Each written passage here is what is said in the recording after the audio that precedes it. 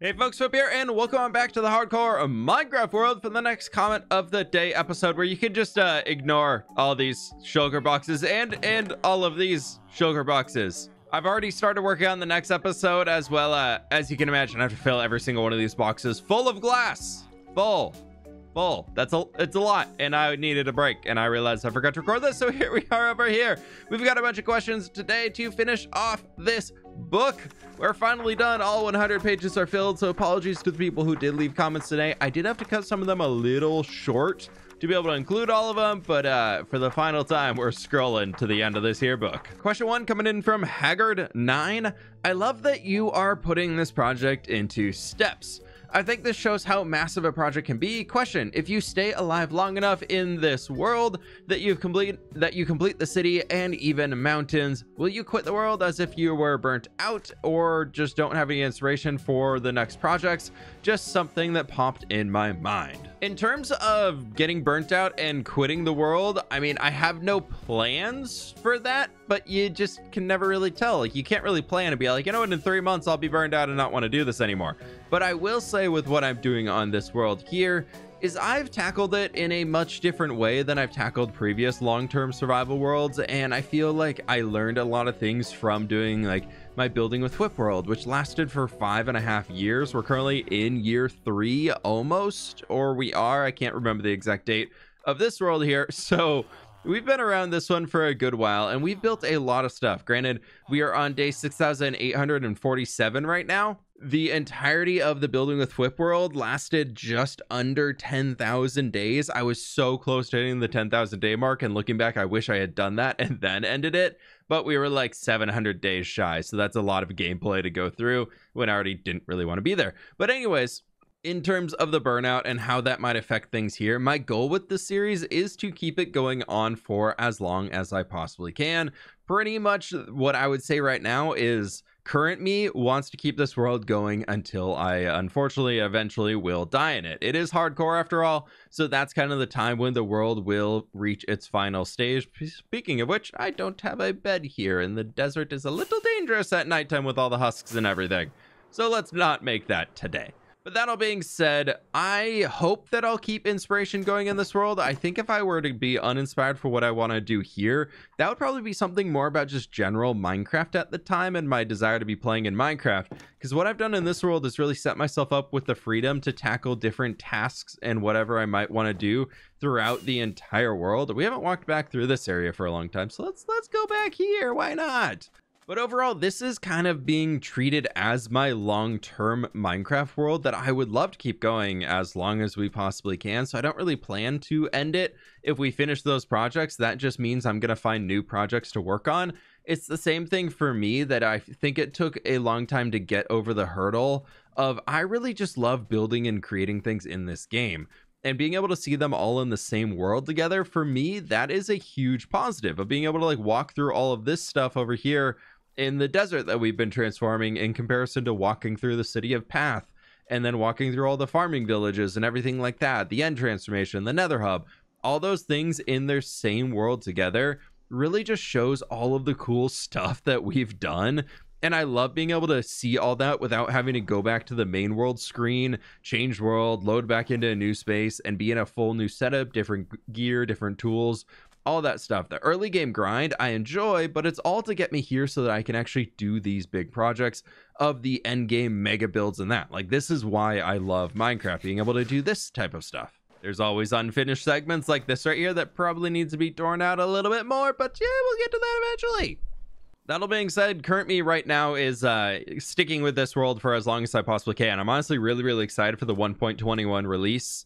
I think at the time this video is coming out, that's next Thursday on the 13th of June, which is very exciting to be able to get the new update here. And that just kind of is a new wave of inspiration for me. So I want to wrap up this end transformation, and hopefully we can do it before then. And then we can start diving into some new stuff with 1.21. I've got a few projects in mind for just like building villages, building new zones throughout the world, taking a small breather from everything that we have been doing and really just going and exploring and just enjoying the new content I'm very much looking forward to. And that's kind of a way that I can regrow the inspiration. Not that I feel like I'm in a point of lacking in this world, but yeah, I want to keep this going for as long as I possibly can. So as long as people are interested in watching this world, and I don't feel like for the sake of the YouTube channel, I need to start a new world, this one's going to be sticking around.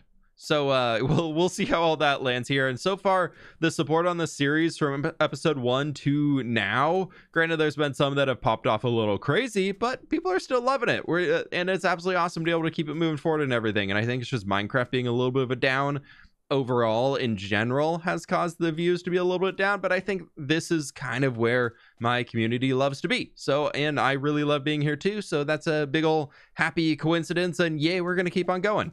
I just almost walked right into that lava. We're gonna keep it going this way. Gonna keep it going this way. Oh, that would have been bad. Second question coming in from Master Gungi. Do you ever think that you could cover how to build palm trees in a stream or video? Now about them palm trees. We did build a few in this episode, but I do know they're mostly in a time-lapsey thing. If you want some tips here, I think I really like doing palm trees with walls for the trunk, because if you look at palm trees IRL, they're very skinny. They go up to the top and then they have a little bit of a bunch where we're kind of symbolizing with all the leaves here and that base kind of exposed bit on that. And then you just kind of put the leaves out as a diagonal. Maybe you can bring them down. Where's an example? Right here where it comes down by 2. And so just think of doing like a plus shape that way and then do an X going across, and that says pretty much all you really need to do. And then on the top you can add a few little tiny newer leaves that are growing upwards or things. I also added sea pickles on these because I wanted that little extra little like point to the top, and just for fun, to be honest. So hopefully that helps with a few of those there.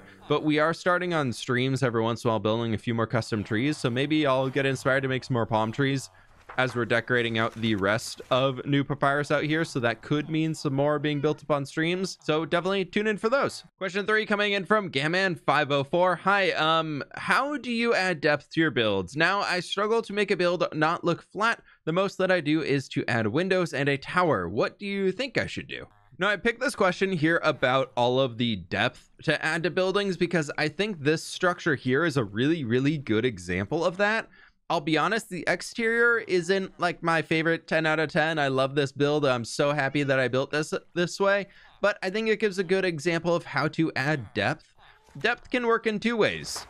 You can see this coming out here at this side, and then you can see this back here. I pushed it back in. So depth isn't only about getting openings into the build, like windows and things like that. You can also add supporting foundations coming out of the build, or you can add little extra windows on the top. You can make your door frames stick out another block or 2 instead of just being flush with it, and add a thing around it. I know this is very large scale compared to anything else, but we can also come over here to look at this building and all of everything that we got going on in here.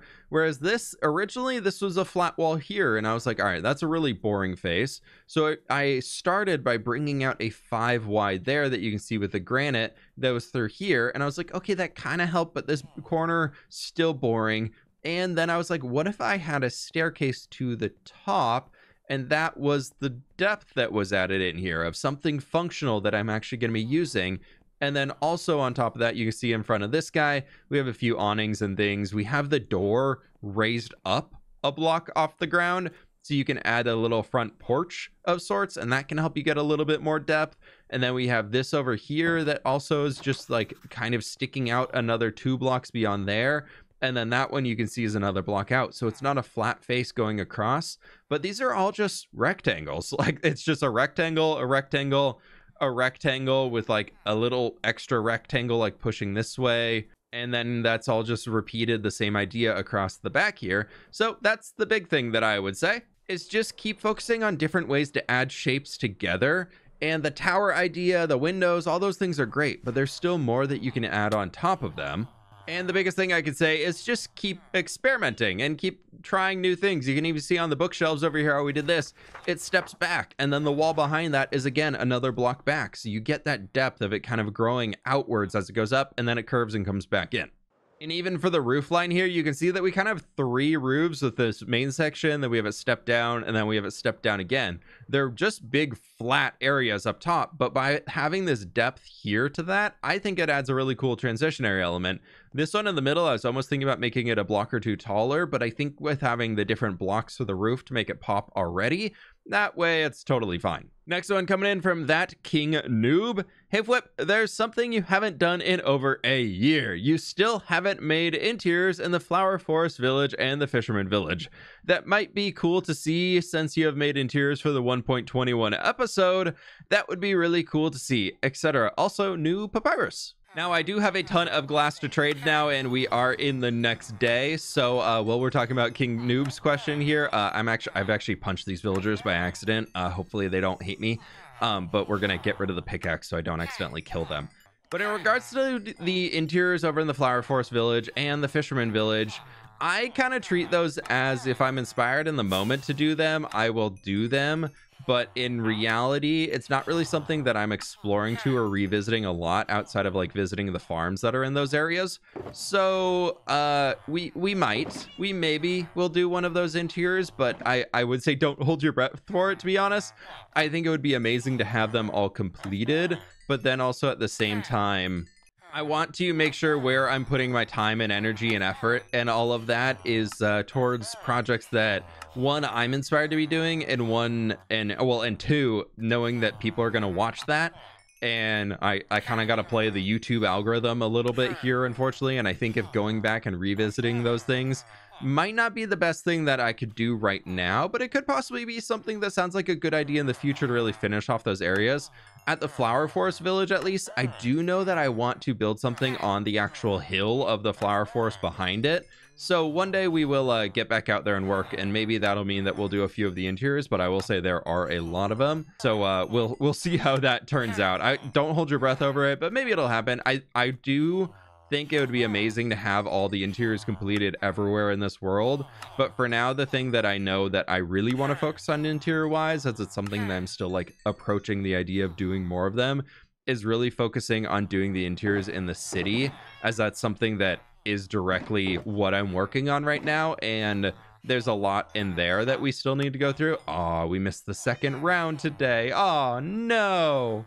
Okay, well, at least I can sleep in a minute. But yeah, we are back here in the new papyrus area right now, which is really cool. And maybe for the interiors of those in the village, but I would say once we start building the actual city houses itself, I'm going to go with, if we're building cities and all those things, I'll do more time on the interiors, where those little villages and everything dotted around the world, those are kind of just the background details that you look at once you're walking along the roadways.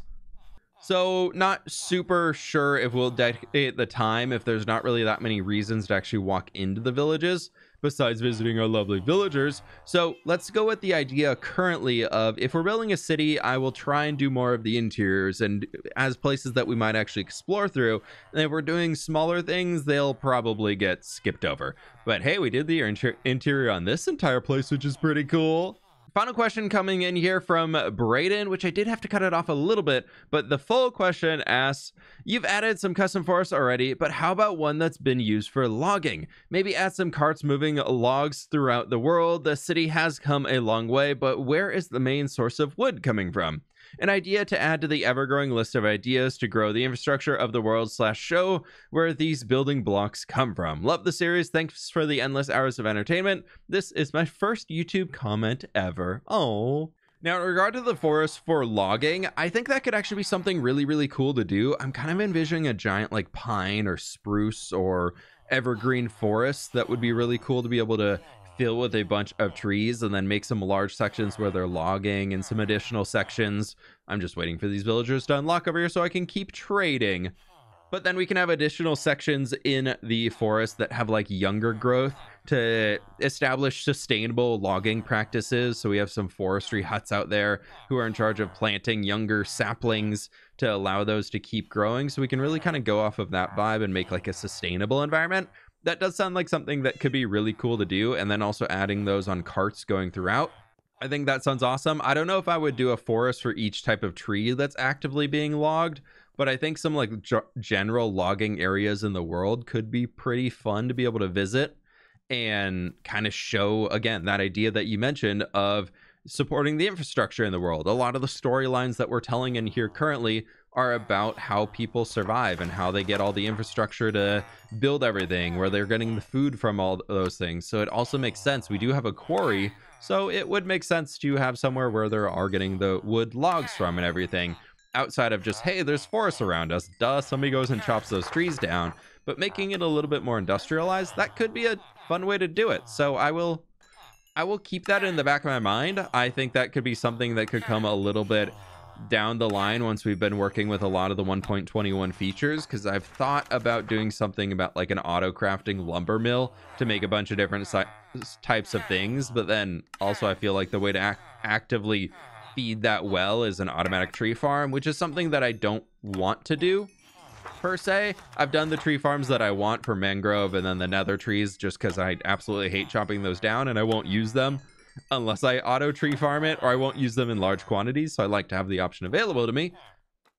But when it comes to like oaks and spruces and everything, I don't really want to do auto farms. But that's a big old tangent right there.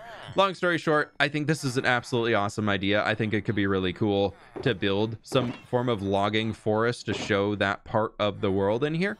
And there's 2 more boxes filled. It's just going to turn into one of those, if we can find the time to make it happen and the location to make it happen, I'd be very, very excited about it. We did start a new farmland area on stream recently that I would love to keep building and expanding, and it could be kind of cool to have a forest along the edge of that, just to set in that atmosphere and everything of this is the end of the farmland, instead of just randomly opening up to plains. So we could possibly look into doing some logging type stuff over there, but yeah, who knows? We'll figure it out as we're going.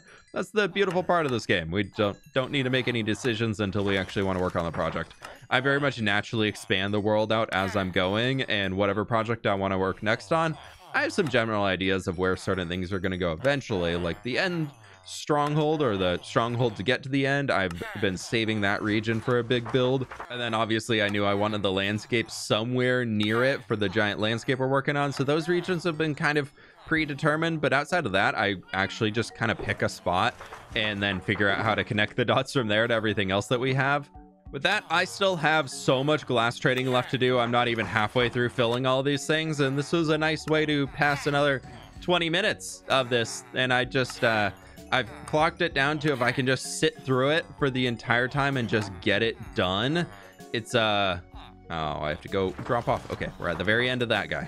But I have close to 20 in-game days of straight villager trading because of how many times they will lock their trades as you're going through it. So we can only get a certain amount of glass from these guys per day.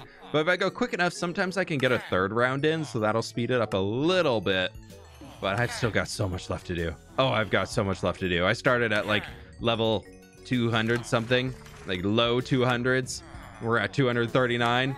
I wouldn't force y'all to sit here and watch me do this forever. Thank y'all so much for the support. Thank you for checking out the second channel videos here. There is going to be a new one-off Q&A video recorded, by the way, for Minecraft SOS, with the finale of that coming. And I wanted to do a Q&A kind of behind the scenes of how we run SMPs on Minecraft YouTube space and all that stuff and everything like there. So if you have any questions regarding that, I'm pull out for an extra Q&A video that'll probably be out early next week. So be sure to leave some questions for that, and then also questions for the hardcore world and general stuff in there, and we'll get another one of these rocking. But thank y'all so very much.